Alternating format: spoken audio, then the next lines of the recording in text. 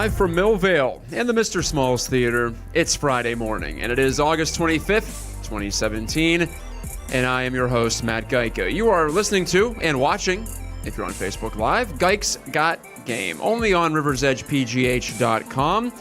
You can find our live videos on Facebook, but our music stream is live 24/7 at the website, riversedgepgh.com, and I call it the music stream, but we also have all of our talk programming right there for you. As I said, my name is Matt. I'm into my third year as host on this station, and happy to once again be back with you in studio. My day job is lead analyst for DKPittsburghSports.com. Day job might be a misnomer. In fact, most of my work is done in the afternoon hours, so it gives me an opportunity in the morning, Friday morning in particular, to come in here and chat with you. But you can find me at DKPittsburghSports.com. That's a subscription-based sports coverage website, but also I'm on social media, sometimes to my chagrin, but I'm on Twitter at Matt Gajtka, MattGajtka. If you're respectful and you're a normal, decent human being, I will definitely converse with you there. Same deal on Facebook. That's a little bit more transactional. That's where I post a lot of my written content and podcast content too.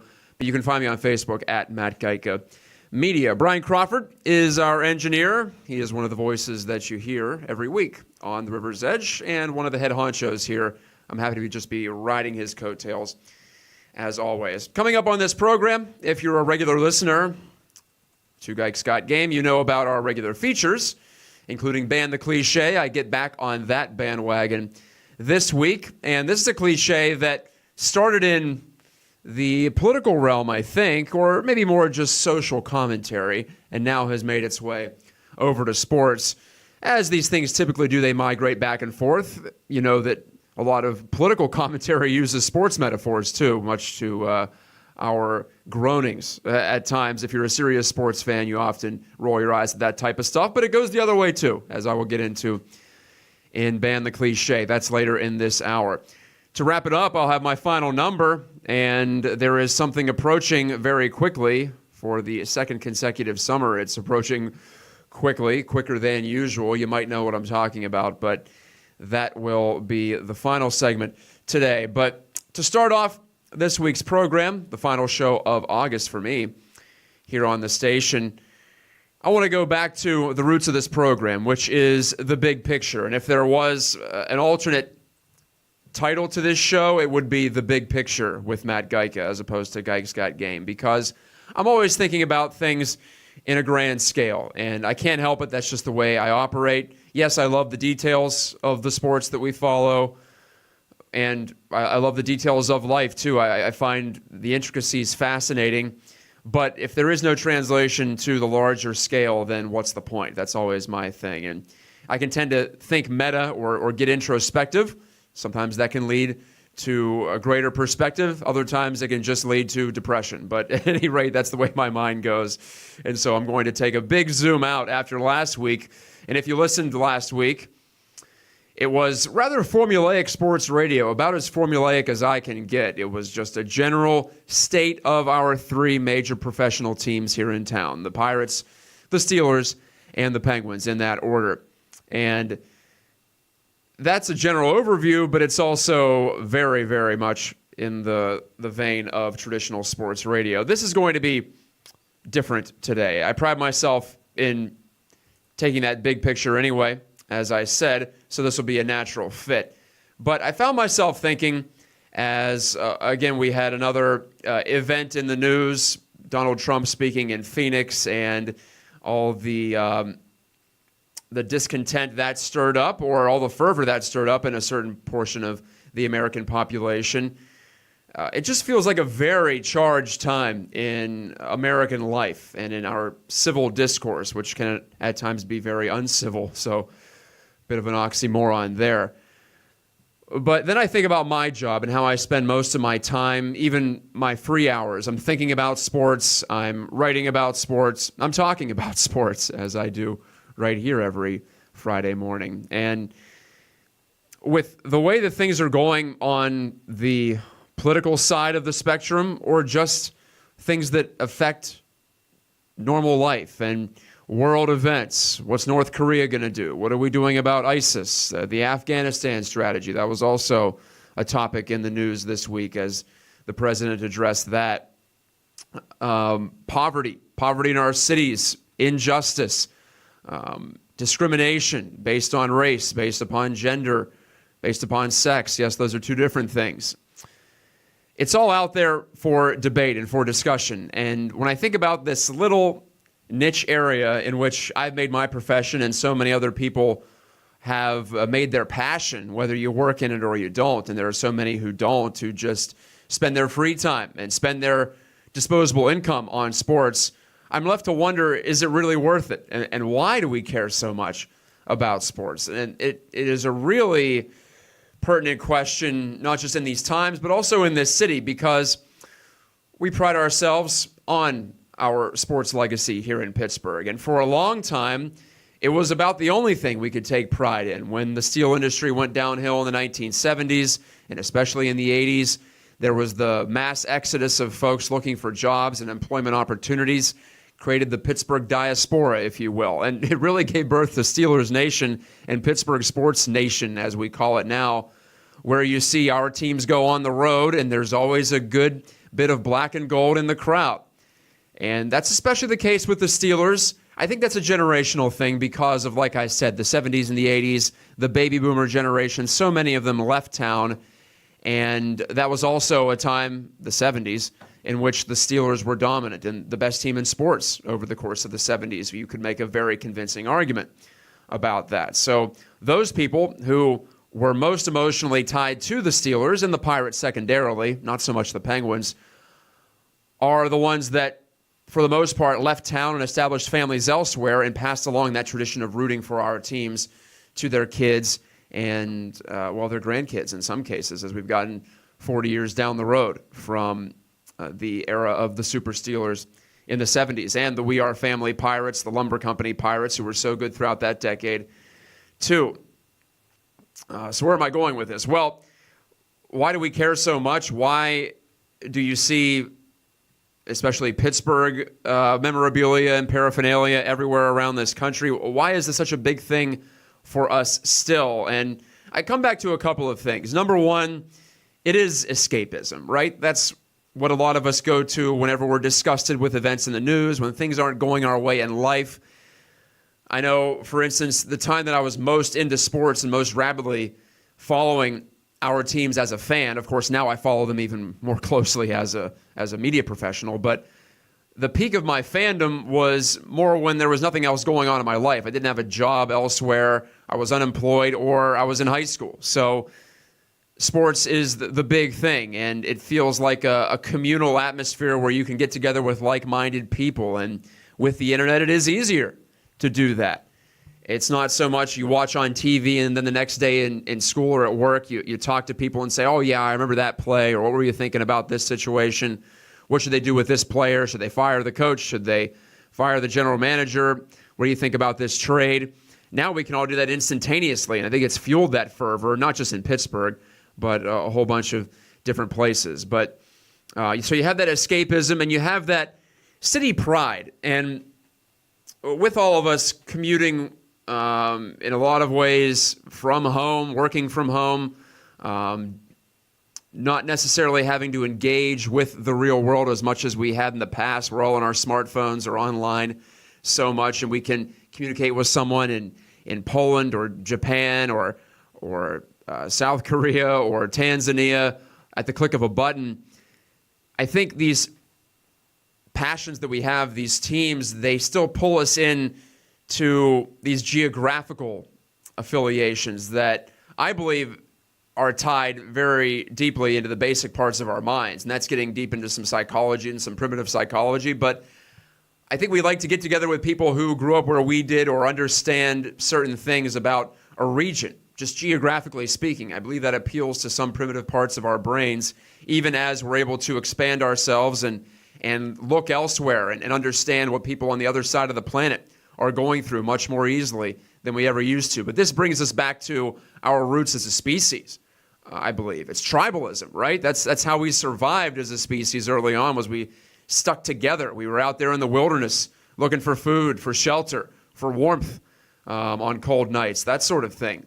That all ties in. So it's a very primal instinct type of thing. And it's not just escapism, it's also emotional. And talking about primal appeals, emotion is what drove us as a species before we became enlightened and we had the Renaissance and book learning became a thing. Now, of course, books are all online, but a similar concept where we could pass along texts and grow as a human race because of what had been done in the past. And it wasn't just based on oral tradition or storytelling. It still is, but in more of an informational way and in more of an archived way. So all that is touching the intellectual side of our personas, but so many of us and all of us still have that emotional part of the brain, and that's what inspires love, of course. That's what inspires passion. That's what makes us human beings and not robots. So even though I'm obviously, if you've listened to this show in the past or read my work, you know I try to be a very rational person, but I think a lot of that on my side is also an attempt to counter the emotional side of what goes on in my mind.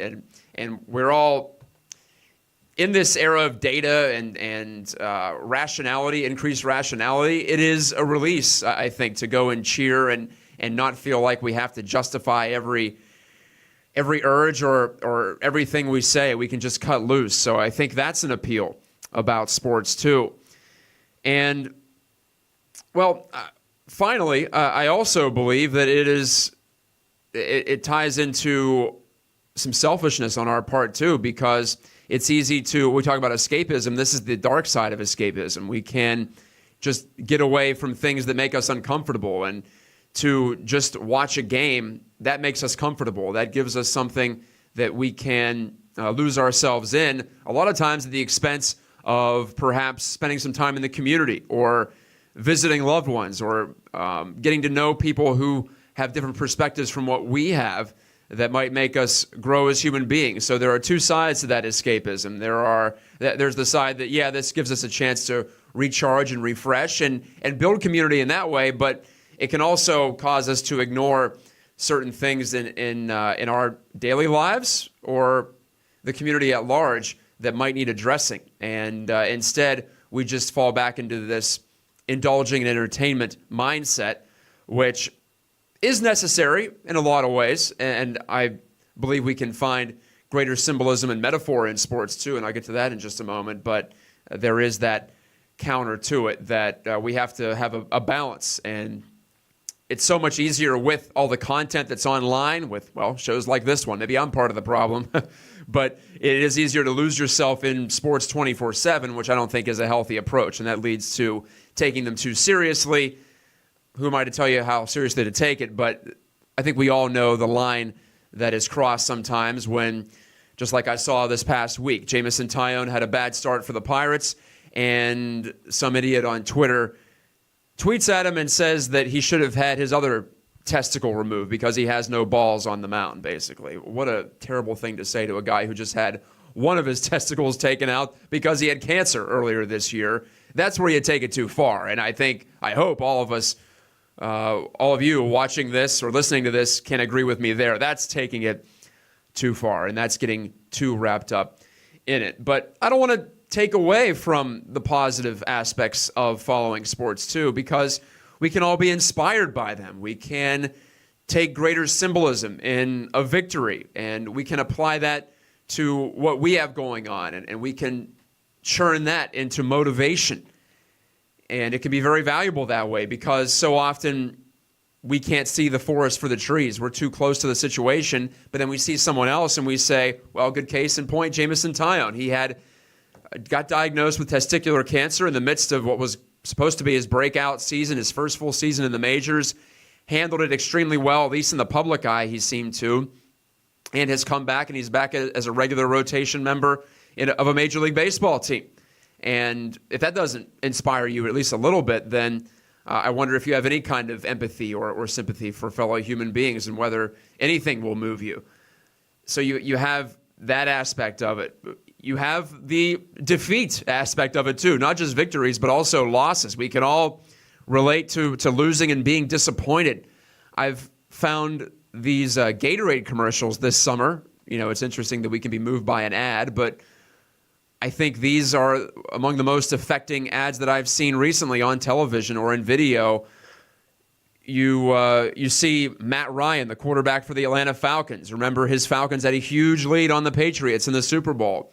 And he talks about failure being his fuel and how that pushes him to get better and how he's parlayed those negative emotions into constructive actions this summer to try to refine, whether it be his technique or his mental game or what have you. So he's been able to parlay that big disappointment on the biggest stage, one could argue, in sports, at least American professional sports, in the Super Bowl, the biggest lead blown ever by a team. And as the quarterback, you're going to take a lot of that heat, and he should, for some of the things he did. But he's able to not just use that, but also publicly proclaim that via a public advertisement on national television that, yeah, I lost, yeah, it sucked, but I can move on and I can get better from that. So if there is one major aspect of sports that I think is most redeeming and the most justifying of our coverage of it and how much time and energy and money in some cases we spend on it, it's that we can use it in our lives to make our lives better. And for me, I get inspired by watching athletes and in my job, talking to them, and I'm privileged to have that opportunity, and I don't take that for granted. But I'm inspired by their ability to get the most out of their bodies, just physical fitness. That's always been a goal of mine, or at least it has been for the past decade, to be as fit and as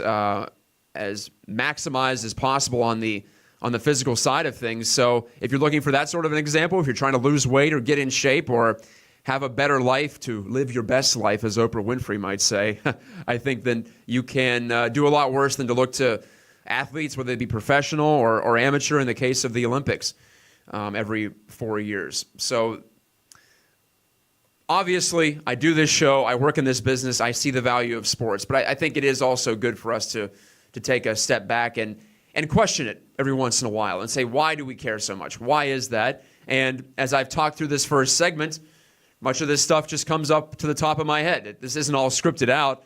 And if you talk it out and you can figure out exactly where and why sports pull and tug at your heartstrings, and also the intellectual side of sports too can appeal to you as well. But I really do think the emotional side is what ties us to it, and that's what keeps us coming back for more, and hopefully what keeps you coming back for more of what I'm able to produce and what my colleagues are able to produce. And we can all connect that way, and we can all enjoy this world of sports, this toy department, if you will, of life, as it's been called, for more than that. It can be more than that, I think, and we can all strive to make it much more than that, much more than just something that we get fired up about and yell at the TV about every night. This is Gajtka Game on the River's Edge. That's the opening segment. Hope you enjoyed it. When I come back, I'm going to talk to Brian Crawford. I want to get his take, the man to my left, about, in particular, Pittsburgh's fervor for sports, because Brian often talks about this community, not just Millvale, but Pittsburgh, Western Pennsylvania. We are special in that way, and our website at DK Pittsburgh Sports would not be possible without that sports passion. So we're going to dig into a little bit more on that when we come back from this break on the River's Edge. Back inside Mr. Small's Theater. Happy to be here in Millvale, Pennsylvania. I'm Matt Gajtka. This is my show, Gajtka Game on the River's Edge. You can find us at riversedgepgh.com, and I was just informed we are on TuneIn. If you have that app on your phone, which I do, I'm on this network, and I didn't even realize that. That would be an easier way to listen to it. Not that we're driving you away from the website, but we know that, of course, many of you do have the TuneIn app, and many of you do listen that way. But if you haven't, that is another option. So check us out on TuneIn, not just local music, which is the foundation of our station here, but also the talk programming. And we're rolling most days of the week with that live. And, of course, the podcasts are available at riversedgepgh.com and at TuneIn. So there you have it. You can listen on demand. I know that I love to do that. That's always one of the things that gets me through some workouts or longer runs. I'm looking to get into another half marathon this fall, checking around the area. And tuning into a podcast and just losing yourself into that discussion, that can really help kill some time and make you forget that you are miserable at that moment. Yeah, it feels good afterward, and sometimes during, but you got to plug through, and a little distraction isn't so bad in that case. And Brian Crawford's engineering today's show. I want to bring him in for this segment, have a little chat. Well, first of all, Brian, the podcast thing, when do you listen to podcasts? Because I'm often fascinated to talk to people who listen to my show here, the stuff we have at DK Pittsburgh Sports as well. I'm always curious, when do you turn that on? Because it is a commitment. It's more of a commitment than it is just to sit in the car and flick on the radio dial. But on-demand audio is huge these days and only getting bigger. Yeah, so where I work, unlike your job, my job requires like not my job here, but my job overnight requires absolutely no brain power. It requires You're just going through the motions. Yes, it requires no thought. Yes, literally going through the motions. And you don't deal with customers. You're not in the public eye, so we can listen to basically whatever we want. So for 8 hours a day, I listen to a combination of podcasts, radio, and music. So okay. What are some podcasts that you like outside of what we produce here? I am a huge fan of most of the stuff that Gimlet Media puts out. Gimlet Media. Yeah, okay. And they one of the shows that they have that just ended its second season, it's called Homecoming, and it's a scripted content piece, so it's like a radio drama, a modern-day radio drama, and one thing I love about it is there is no narration in the entire radio drama. You just find the story out, you discover it as you're listening to it through the conversations, and the sound quality is so good. I was at work the one day, two instances. One, I'm in this diner and I hear a ding, and I jump back behind me to find out what's going on, and here it was in the podcast. and then there was another instance just the other day where they go to this gun range, and you hear these guns go off, and I'm looking over my head like, oh my God, what's going on? I thought somebody started open fire at work. Oh, it could happen. And it was, it could. And it was just this... it was just the podcast, but they have a lot of really good stuff. The first podcast they did is called Startup, and it was actually the podcast that launched the company, and it was Alex Bloomberg who worked for NPR. He basically took a recording equipment with him around as he pitched his company to investors, and you got to hear the conversations between himself and investors. That's fantastic. Conversations with his wife when they were talking about starting the company, his business partner, and it was really educational for anybody who wants to start a business. I've often toyed with just recording everything and seeing what comes out of it. Mm-hmm. I know there are legal concerns there too, because you have to let people know in some states when you're recording them. I don't know, I'm not sure if it's all states, but to just go about your day and then see what comes out of it. And ideally, the best podcast or the best audio conversations are like that. But I think we all, not put on a show, but we definitely want to be sharper when we feel like we're recording. But to take that away to make it more like reality, not reality TV, but reality radio. That is really fascinating. And, well, I'll check it out. Gimlet Media, huh? Yeah, I have really good stuff there. I have it up right now in front of me. So, well, I've learned something there. To their credit, they put together a lot of good content, but they also received over $1 million in startup funds to do that. So Yeah. The seed money always helps. And yeah. Of course, that's in the news with The Athletic, the group of websites that continue to spread across the country. Similar to ours at DK Pittsburgh Sports in that they are subscription-based, but not similar in that it's a big network of them, and also they have some venture capital, a lot of venture capital behind them. So they have had that boost, whereas ours we had to build a little bit more slowly just because we had to see who was going to subscribe, and that still is the largest revenue stream for our company. I want to double back to my opening segment, Brian. I talked about Pittsburgh being obviously very in love with its sports, and in particular its sports teams, professional above college here, at least in this city. That's definitely the case. Have you lived outside of Pittsburgh at all in your life? No. Okay. So it's tough to it's tough to describe. I think I lived in Michigan, I lived in Grand Rapids, which isn't a big league town. It's tough to describe how different it is and how much meaning we ascribe to our teams here in Pittsburgh compared to other places. But more so or less so? More so, yeah. So. Okay. It's such a part of our identity. And I think if you go to other big league towns, like I think Detroit's a pretty good example of that. Cold weather city, not a lot going on in the winter especially, so you get really locked into your football team, to your basketball team in their case, to your hockey team. And they're big baseball fans up there too. They've had the Tigers since the 1800s.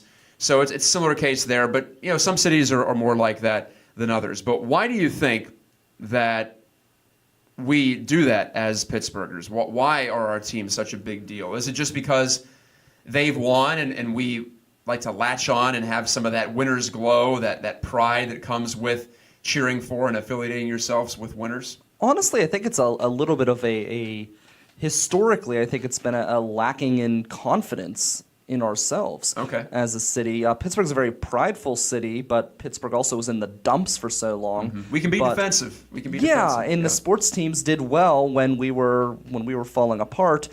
And I feel like as somebody who's grown up through Pittsburgh's hard times, and now that I'm seeing Pittsburgh in its rebound, I feel like there's less of that importance on sports in a good way, right? Not in a bad way. I felt like that we were a little too into our sports growing up, and now I feel like it's kind of coming into a place where it's not so. To me, it was almost negative, where. Mm-hmm. You couldn't go to Giant Eagle during Steelers season without hearing na na na na na na na na na na everywhere you walked, and yellow streamers everywhere, and food trays everywhere for games, because that's all people had and that's all people cared about. Where now people seem to be a little bit more diverse, and I don't feel like obviously we're not losing our interest in sports, since a site like DK Pittsburgh Sports can't exist, but it's also, I don't think it defines our entire being like it used to. But I almost wonder if that's why. That's the only thing I can come up with, because you've seen this transition, and it's kind of interesting because there is this perception of Pittsburgh in our growth, but we are actually still declining in population. At least in the within the city, yeah. I'm not sure what to read into that, by the way, because if you look at Allegheny County or the metro area, I believe there is at least slight population growth, but yes, within the city, that gets into a whole other can of worms. Brian O'Neill of the Post-Gazette wrote a book called The Paris of Appalachia on Pittsburgh, and he argued that Pittsburgh made a mistake by making its city limits so small compared to other cities. If you go to other cities, they're much greater in size, just square mileage, whereas Pittsburgh has made it very restricted to almost just the downtown area and the neighborhoods surrounding that. If we want to get into that, I can talk an hour onto that That's not subject. even sports at all. But right. But I like what you said there. I think it's getting to a healthier place. If that's possible, despite what I was talking about with some of the abusive stuff on social media. But that's just social media. Mm-hmm. Anonymous people are going to say things that they would be embarrassed to say, I believe, if they had their name attached to it. Neither here nor there. But there's more to take pride in as a Pittsburgher now. The downtown is thriving. In general, we're getting industries to come to town. People aren't leaving immediately after they graduate college. Yes, I did, but then I came back, so there you go. And also, there's more entertainment option too. And this could be an area where I think the teams have to continue to fight for the entertainment dollar, is because we can all just sit at home and scroll through Twitter for 3 hours and be just as entertained as we were if we were to go to a baseball game or a hockey game or a football game. Maybe some people. Some people. No, not everybody, not me. I would much rather be there and enjoy it or watch it on TV at the very least. But I think some of the casual fans, maybe even the word or the term casual fan is being knocked down and degraded, and perhaps it's a misnomer now too. It's being chipped into because someone who perhaps if all their friends were going to a Pirates game, they would go, but now they have other options. Maybe they're leaving, and perhaps this is what I'm talking about when I think that sports passion is still going up. the people who were the diehards are even more of diehards now because you can be. There's more information out there, more coverage. Sure, definitely. You can really jump in and really just...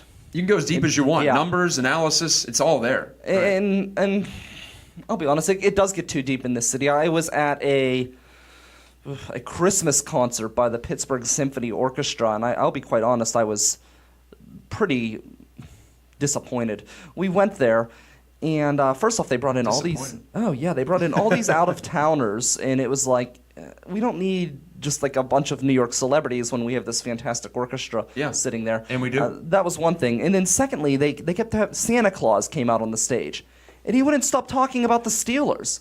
I'm like, I'm at the Pittsburgh Symphony for a Christmas concert. Oh, man. I'm not here for a Steelers tailgate, you know?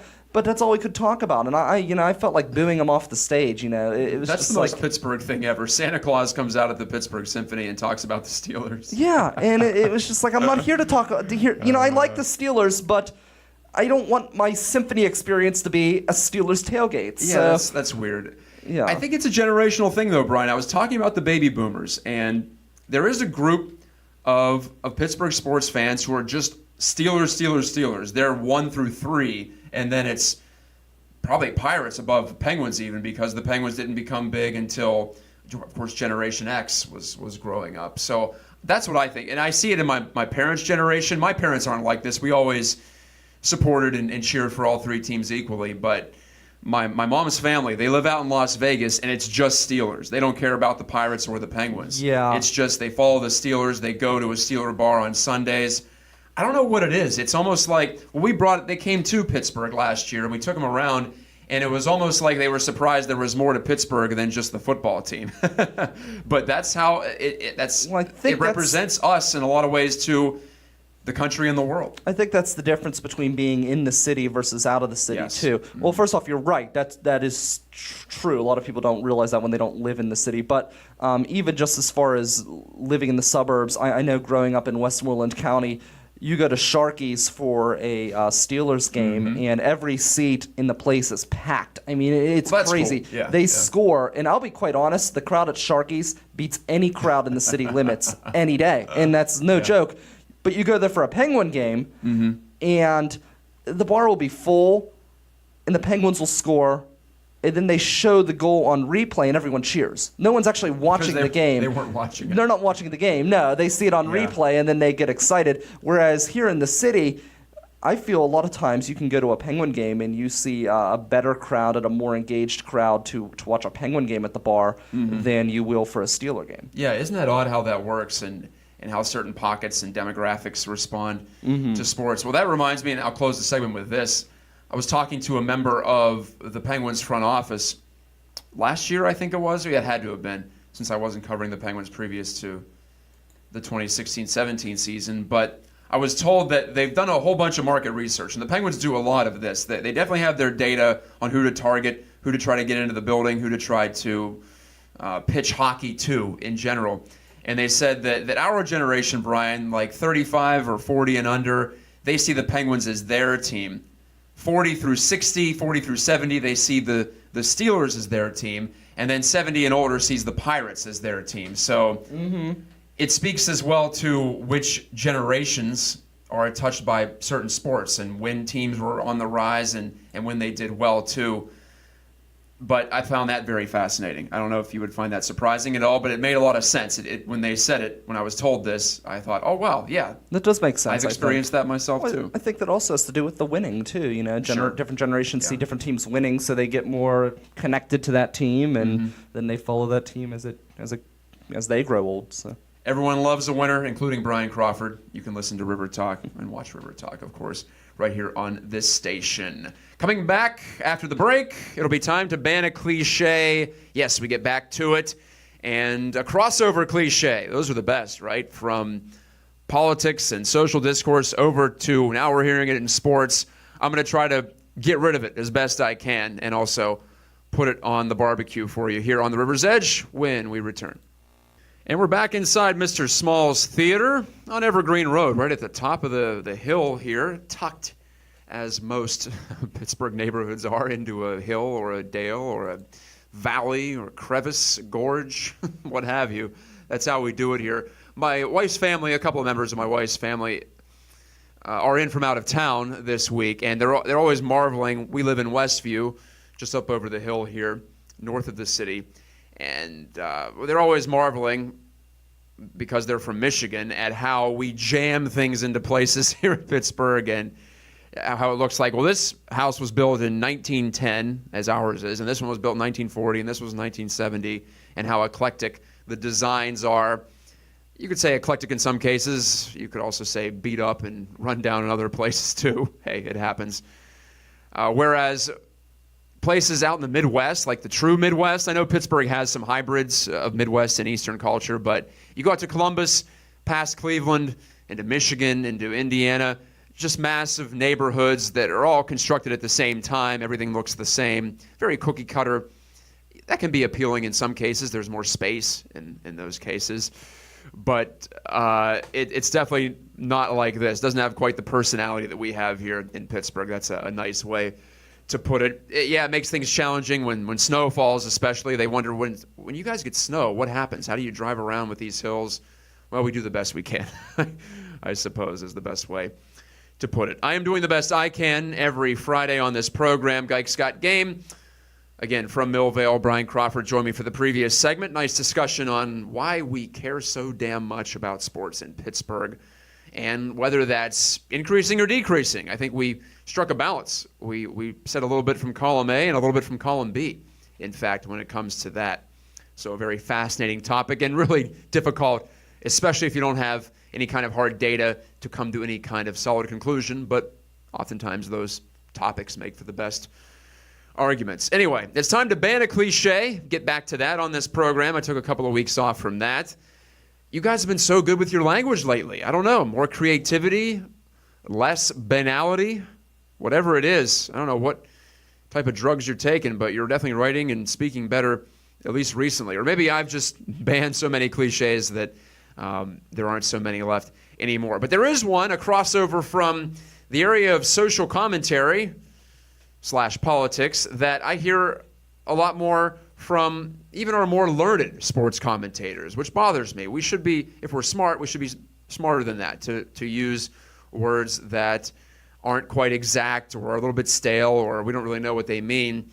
The word is problematic. And there was a good article on this word, or the phrase, that's problematic, on Slate that I read last year, and it stuck in my mind. I went back to it today as I prepped for the show. Problematic is one of those pseudo-intellectual terms. You're saying, yes, I have an issue with this, but I don't really know what the issue is, or I don't care to describe what it is. For instance, you could say, the Pirates lineup is problematic, and move on from that. I've heard that. I've heard the Steelers' defensive situation is problematic.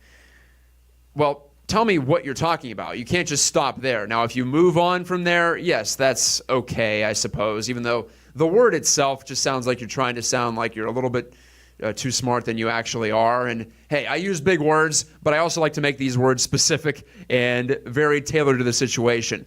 Problematic it's the worst of both worlds. It has that intellectual academic feel without any of the payoff that you would get from most words that are used by people who are wordsmiths or fancy themselves to be, like yours truly. To say that's problematic isn't enough. And cliches aren't just worn out, they're also bad language or inexact language. That's maybe more of what I have the problem of. You can use a word or a phrase or a metaphor that I've heard 1,000 times, but if it perfectly applies to that situation or it describes that situation very specifically, then I'm going to enjoy it. I'm going to appreciate it. But to say that something is problematic without describing what it is, #problematic, you see that a lot on Twitter from, well, everyone's a social commentator these days, but I think from the people who consider themselves to be quote-unquote woke, well, there's another one for you, but problematic is used a lot more often, and it's like you're putting on airs without really putting any kind of teeth into what you're talking about. So that's problematic. That's a cliche for me, and that is a cliche I am banning on this edition of Gajtka Game. Time for our final break on this show. When I come back, it'll be the final number as we look ahead to something quickly approaching, or at least it feels like it's quickly approaching. Time remains the same, of course, but our perception of it certainly does not, and there's a good reason for it this year as it was last year. I hope I teased that enough for you to lead you to stick around for the final few minutes of Gajtka Game on the River's Edge. As always, a pleasure to be with you in Millvale. Gajtka Game coming to a conclusion and wrapping up the month of August. Find all of our archive versions of this show at riversedgepgh.com. Brian Crawford alongside. I am Matt Gajtka. And this is my final number. The number is 3, as in the number of hockey-free weeks to go until Penguins training camp opens. No, they don't have their third-line center yet. Jim Rutherford's working on it. Just give him a little bit more time. Took some time off in August. Geez, this guy's already working around the clock. You people are so demanding. And he's won back-to-back Stanley Cups with this team, too, so you'd think he'd have a little more leeway with the fan base. But people are freaking out about the lack of the third-line center. Hey, third-line center, that's also 3, same as my final number. But there are 3 weeks to go. Just 3 weeks to go until the Penguins report to camp again. It does feel like they just won the Stanley Cup in Nashville, or at the very least, it feels like we just saw the NHL draft and free agency open. That's because it wasn't more than 2 months ago that all those things happened. But here we are looking forward to their attempt at a third straight championship. And you know what? It's actually better than last year. This is a longer summer than last year because we had the World Cup of Hockey, the reboot of the World Cup last year in early September. I think national teams already were opening up their training camps around this time, at the very latest Labor Day. And then we had hockey at it was Consol Energy Center at that time in the run-up, the prelims for the World Cup of Hockey before the tournament got started in Toronto. So last year was even worse if you like gaps between seasons. You know what, though? As we were talking about in the first segment, it's easier to follow sports than ever before because there's stuff about your sport online every hour of every week of every month of every year. There is no offseason anymore, so, hey, why not? Let's start up hockey again, get them back on the ice because we're talking about it anyway. I know that it's been a very rabid summer in terms of hot stove chat. I don't know what the hockey equivalent of hot stove is. There's no hot stove in the summer. That'd be stupid to sit around a hot stove. Regardless, off-season chatter, player movement, the silly season, whatever you want to call it. It has been lively, as you would expect after a team wins 2 in a row. And hockey interest and fandom and fervor is at its all-time highest. So perhaps you're happy about the final number being 3 and the Penguins returning to the ice very, very soon up in Cranberry at the Lemieux Sports Complex. And, well, I'll be happy to get back to it, too, because it is my favorite sport to follow, the sport I played the most growing up. And no offense to the Pirates in baseball, but this season is petering out. What are they, 8.5 games back of the NL Central Division lead? Maybe it's 8 and 8.5 out of the wild card, but they're not making the playoffs. And we're going to see a bunch of youngsters worked into the lineup. That would be interesting for the diehard Pirates fans. But for those of you out there who follow teams who are only in the playoff chase, you've said goodbye to the Pirates, and you're looking forward to the Steelers getting started. And not far behind them are the Penguins.